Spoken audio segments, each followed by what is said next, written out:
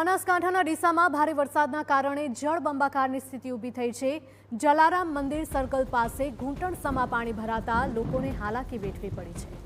અનેક વિસ્તારમાં પાણી ભરાઈ જવાથી સ્થાનિકો ત્રસ્ત બન્યા છે। શાળા આગળ પાણી ભરાઈ જવાથી વિદ્યાર્થીઓ અને શિક્ષકો પરેશાન થયા। વર્ષોથી પાણી ભરાવાની સમસ્યા હોવાનો સ્થાનિકોનો આક્ષેપ છે। પાણીનો તાત્કાલિક ધોરણે નિકાલ કરવામાં આવે તેવી માંગ છે।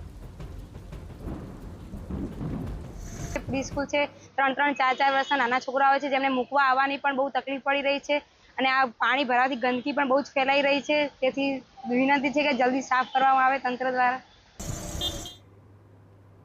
શાળાના આચાર્યનું કહેવું છે કે પાણી ભરાવાની સાથે જ ગટરના પાણી પણ ઉભરાઈ રહ્યા છે, જેના કારણે રોગચાળો ફેલાવાની ભીતિ વધે છે। ત્યારે વહેલી તકે પાણીની સમસ્યા દૂર થાય તેવી માંગ ઉઠી છે। यहाँ इतना पानी भर चुका है, बच्चे भी बहुत परेशान हो रहे हैं।